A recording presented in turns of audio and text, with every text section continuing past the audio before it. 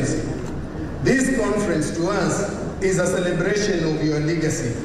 For the time you've been in the helm of the leadership of this country to today, the education sector has seen a lot of and tremendous improvement. But before I mention them, I want to tell you that the conference brings together over 10,000 delegates.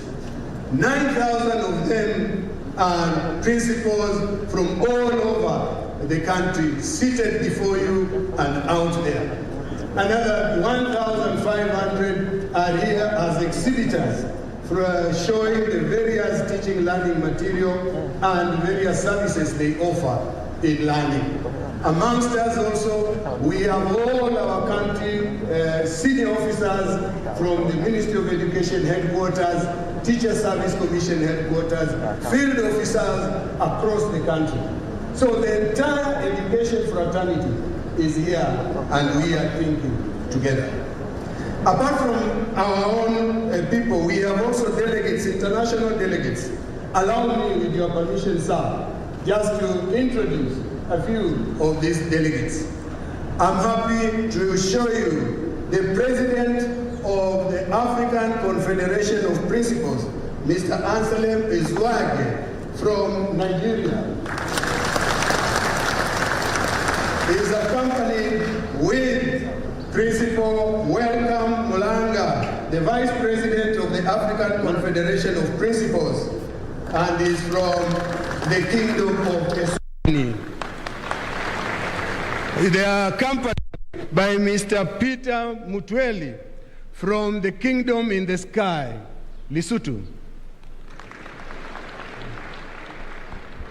We also work very closely, sir, with our unions, and today we have NAT represented by the Secretary General here. Please wave.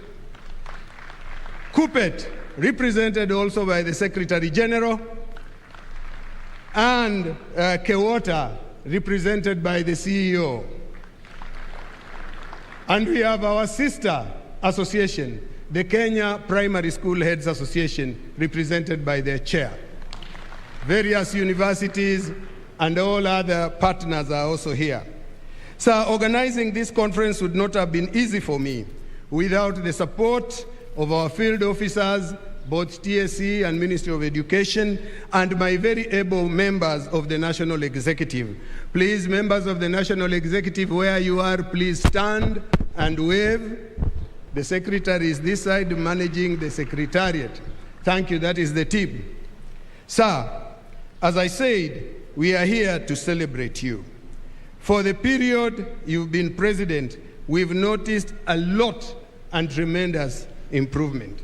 And not only improvement, recognition of the teachers and the principals of this nation. You have picked from this team members that are today serving in our diplomatic missions out there. Over a period, and most recently, 2 have left us to join the diplomatic field. And we thank you for that. I want to tell you, before you is a big reservoir. Before you exit in August, pick more of them. They will support you. We want to appreciate the 100% transition, sir. Despite the challenges that it has, which we are equal to tackle, we want to say it has given an opportunity to children in vulnerable environments that would have missed secondary education. Coupled with the Elimu Scholars Program, every year you are supporting 9,000 children. And I'm happy that in this year's budget, money has been factored for that. Many of our children who would not have learned are able to go to school. And you've also ensured that as they go to school, they are able to be taken care of through the universal health care, the Edu Afya, which is managed by National Insurance. The textbook policy. Yes, the textbook policy has ensured that all the children have at least a book in their schools. We have shared a lot with our seniors, and we are now looking ahead on how do we improve further and what else can we do in addition to the textbooks. Kudos, Your Excellency. The government has ensured that those students who would not have been able to sit national examination because of lack of payment, you've done your best and ensured that every candidate in primary school and secondary school, both in public and private schools, you pay for them, and none of them can miss to sit an exam because of non-payment. It is upon them to ensure they perform well as to you and the government. We are preparing, sir, for the transition to junior secondary. We want to say that we are getting guidance. We are beginning to be trained as secondary school teachers to be ready for this. We want to thank you for the construction of over 5,000 phase 1 classroom for the CBC. And we are looking forward for very many more classes, as we've been told, will be rolled out in the second phase. Your Excellency, coronavirus exposed the underbelly of our education sector. But through your resilience, through your advice and direction given to us with the Ministry of Education, we were able to sit down and think, how do we get our students back to school? As I speak, sir, we are now transitioning 2 sets of students to go to the next level of learning, because you took a very bold step to ensure that we open school amidst the fears that very many people are having. So thank you for taking that step. Apart from that, many people lost their jobs. Many people had pay cuts. But the teaching fraternity of this nation continued to enjoy salary payment throughout the corona period.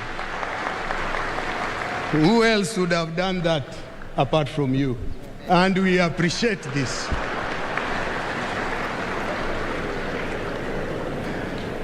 Your Excellency, it is not a laughing matter.